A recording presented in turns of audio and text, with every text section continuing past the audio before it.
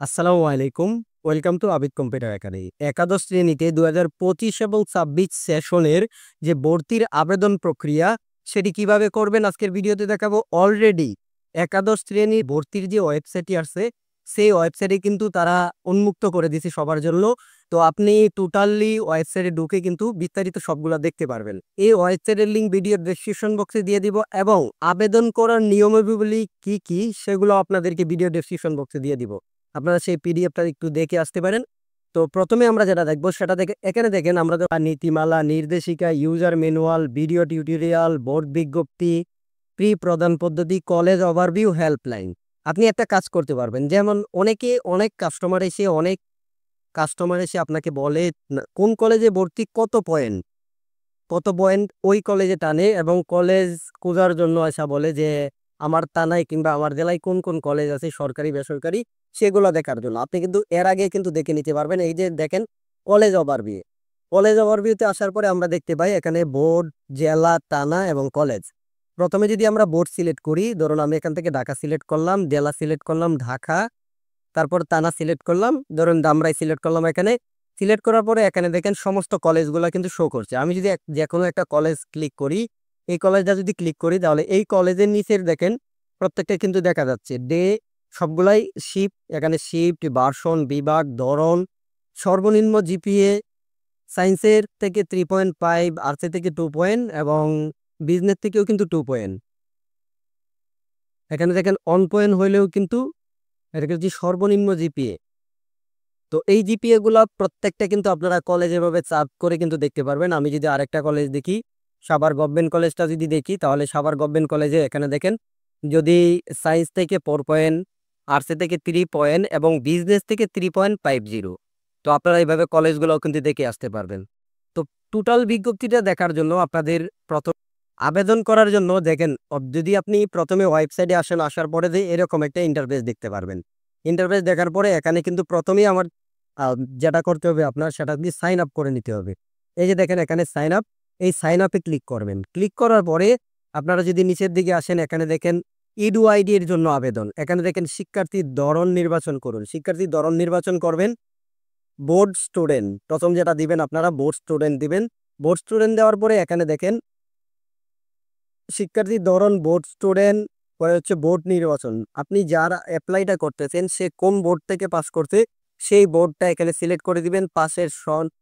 পাশের সাল, registration number, roll number, এগুলো সিলেক্ট করে দিবেন।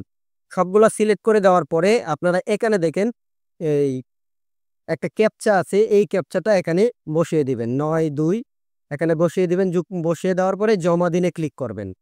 জমা দিনে ক্লিক করার পর এখানে দেখেন নাম, পিতার নাম, মাতার নাম, লিঙ্গ, ধর্ম এবং জন্ম তারিখ, মোবাইল নাম্বার। মোবাইল নাম্বারের ক্ষেত্রে আপনারা একটা সচল মোবাইল নাম্বার দিবেন, কারণ মোবাইল নাম্বারটা কিন্তু অনেক গুরুত্বপূর্ণ। যে নাম্বারটা দিবেন আপনি, সেই নাম্বারে কিন্তু একটা মেসেজ যাবে, ইউজার আইডি এবং পাসওয়ার্ড। তো আপনারা খুব মানে যে অ্যাক্টিভ মোবাইল নাম্বারটা আছে সেই নাম্বারটা দিবেন। এরপর হচ্ছে জন্ম নিবন্ধন নাম্বারটা দিয়ে দিবেন। এটা অপশনাল, এটা না দিলেও চলবে। তারপরে আপনারা জমা দিনে ক্লিক করবেন। জমা দিনে ক্লিক করার পর নিচের দিকে আসবেন, আপনারা দেখতে পারবেন মোবাইলে একটা মেসেজ গেছে ইউজার আইডি এবং পাসওয়ার্ড। সেই ইউজার আইডি এবং পাসওয়ার্ডটা আপনারা লগ ইন করে লগ ইনে দিয়ে দিবেন। লগ ইনে দিয়ে দেওয়ার পরে আপনারা আবেদন প্রক্রিয়াটি সবকিছু করতে পারবেন। এখান দেখেন পাসওয়ার্ড যদি পরিবর্তন করতে চান, যেমন নতুন পাসওয়ার্ড কি দিবেন, সে একটা পাসওয়ার্ড দিবেন। কমপক্ষে 8 অক্ষরের কিন্তু পাসওয়ার্ড দিতে হবে। দেখেন এখানে 8 অক্ষরের পাসওয়ার্ড দিতে হবে। যে কোনো একটি, যেমন হ্যাশ কিংবা আপনি অ্যাডভার্টার ব্যবহার করতে পারেন, এরকম কোনো একটা আইকন ব্যবহার করতে পারেন। অবশ্যই একটা ক্যাপিটাল লেটার ব্যবহার করবেন। তো ব্যবহার করে এই নতুন পাসওয়ার্ডে যা দিবেন, নতুন পাসওয়ার্ড নিচের পাসওয়ার্ডটা কিন্তু সেমই দিবেন। সেম দেওয়ার পরে জমা দিনে ক্লিক করবেন। এরপরে দেখেন এরকম একটা ড্যাশবোর্ড আসবে। আসার পরে এখান দেখেন গো টু স্টুডেন্ট ড্যাশবোর্ডে ক্লিক করবেন। ক্লিক করার পরে log in option, log in করার পরে দেয়া দেখেন স্টুডেন্টের যে লগ ইন, অলরেডি কিন্তু লগ ইন হয়ে গেছে। লগ ইন হওয়ার পরে এখানে স্টুডেন্ট আবেদনকারীর তথ্যগুলো দেখতে পারবেন। আবেদনকারীর তথ্য দেখার পরে একটা একটা করে সাবমিট করবেন। তারপর হচ্ছে কলেজ অনুসন্ধান করুন। এখানে ক্লিক করার পরে আমরা যেটা করব সেটা হচ্ছে বোর্ড, জেলা, থানা এবং কলেজ। ঠিক কলেজ দিবেন, সেই কলেজটা এখানে সিলেক্ট করে দিবেন।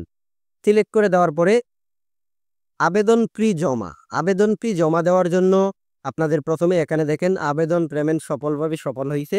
সরাসরি কিন্তু আপনারা আবেদন ফিতে জমা দিয়ে আবেদন করতে আপনারা টোটালি এই পিডিএফটা একটু দেখে নেবেন। আমি আমার ভিডিও ডেসক্রিপশন বক্সে এটা দিয়ে দিব।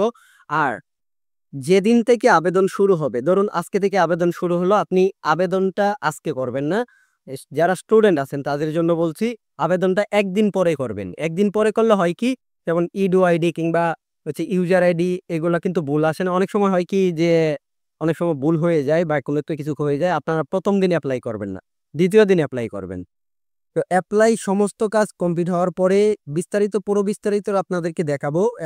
অলরেডি যদি অ্যাপ্লাই শুরু হয়ে যায় তো আবেদন করে টোটাল বিস্তারিত আপনাদেরকে দেখাবো। তো আপনারা একটু এই পিডিএফটা কষ্ট করে দেখে নেবেন। জানি না কতদূর বোঝাতে পারছি আপনাদেরকে, আপনারা একটু কষ্ট করে এভাবে পিডিএফটা একটু দেখে নিলেই হবে। তো আজকে টিউটোরিয়াল এ পর্যন্তই। দেখা হচ্ছে পরবর্তী কোনো টিউটোরিয়ালে। সবাই ভালো থাকবেন, সুস্থ থাকবেন। আসসালামু আলাইকুম ওয়া রাহমাতুল্লাহি ওয়া বারাকাতুহু।